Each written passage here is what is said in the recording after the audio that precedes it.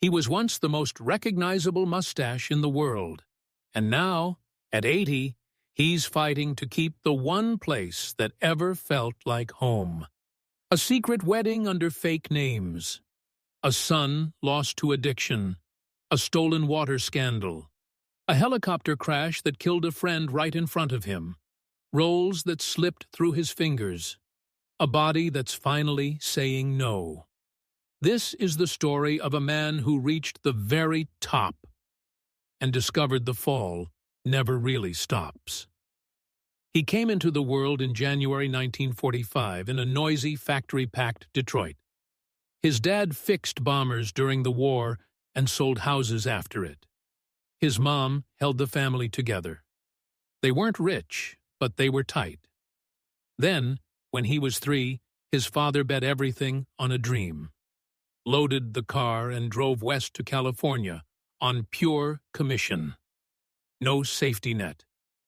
They landed in a sleepy valley where oranges still grew wild and the future felt wide open. He shot up fast. By high school, he towered over everyone.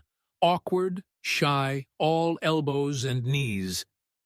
Kids stared. Teachers stared. Then one day, he stepped on a basketball court, and suddenly, that height had a purpose. He was good. Really good. Good enough that colleges came calling. But at 17, life almost ended on a twisting canyon road. The car flipped, flew, smashed. Metal twisted, glass rained, and somehow all 3 boys walked away. He still calls it the night he learned how thin the line is. Money stayed tight. He stocked shirts at a menswear shop after class, folded sweaters, rang up customers, anything to help the family and chase the school he actually wanted. Sports scholarships came and went. He turned some down because they weren't the right name on the letterhead.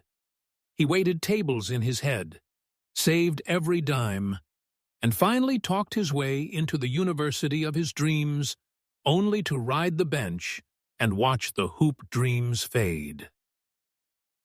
That's when someone dared him to go on a dating show twice. He lost both times on national television. Mortifying. But a casting director spotted the tall guy with the easy smile and tossed him into a soft drink commercial.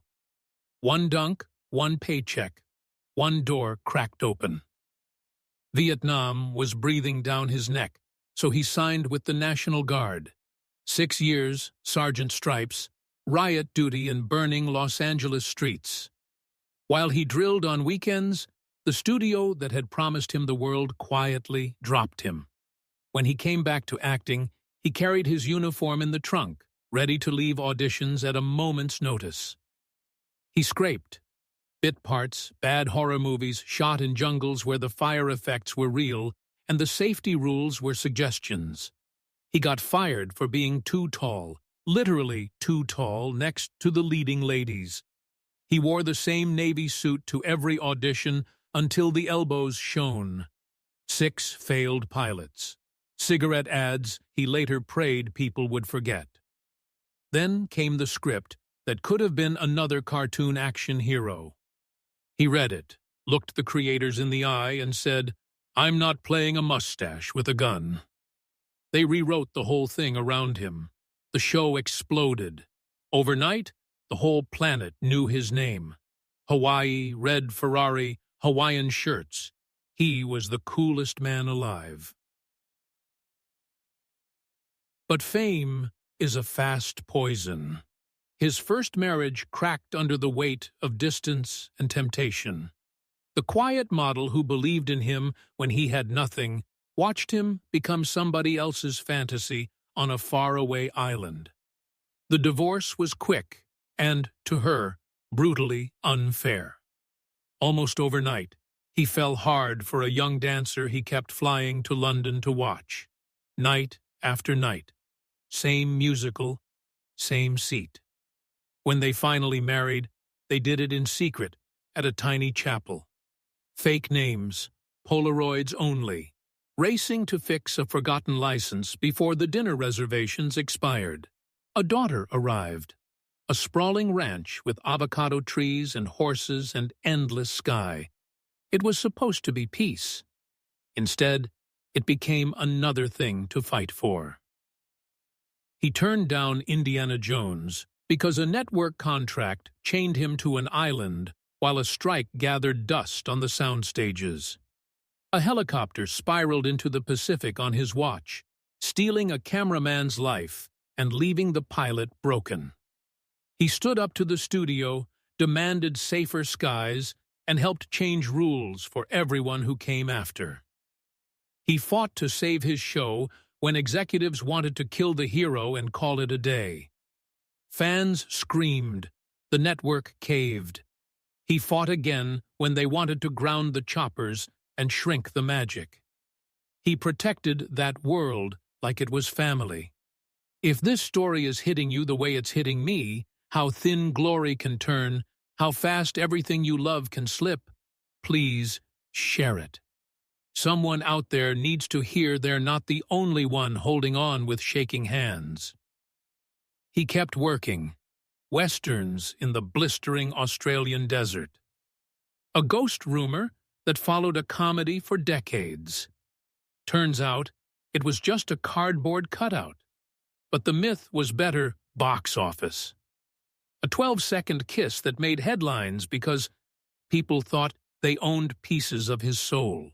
A beloved sitcom girlfriend phase that let him laugh at his own mustache. Then the long-running cop drama. 14 years as the steady patriarch millions invited into their homes every Friday. He earned more money than he'd ever imagined, and still took a brutal pay cut just to keep the family together one more season. The network killed it anyway. The ranch, the one place he swore he'd never lose, started dying too. Drought murdered century-old oaks, and every avocado tree he'd planted with his own hands. Water trucks got caught filling from a hydrant they weren't supposed to touch. Lawsuits, headlines, shame for a man who prided himself on doing things right. His adopted son fought demons loud enough for tabloids to hear. Rehab, debt, distance, love that couldn't quite pull him all the way home. And the body that once dunked basketballs and rode horses across his land began to betray him. Arthritis, double knee replacements, weight that climbed no matter how little he wanted it. Friends whispered they were scared for his heart. In 2024, he poured every scar into a memoir. Raw, funny, aching. It flew off shelves because people finally heard the man behind the myth. Terrified of stopping, more terrified of losing the dirt under his boots. The cameras stopped rolling. The ranch hangs by a thread held together with loans and stubbornness. At 80, walking is a negotiation. Stairs are enemies. But he still talks about one more job, because work is the only prayer he knows how to say. He built an empire out of grit and second chances, and now he's spending every ounce of fight he has left to keep one quiet piece of earth where the world can't follow. If his kind of stubborn courage means something to you, if you believe a man ought to be able to end his days on the land he loves, share this story. Hit the bell, subscribe, leave a comment telling me the moment that got you. Because some legends don't ride off into the sunset. They dig their heels in and refuse to leave the fight.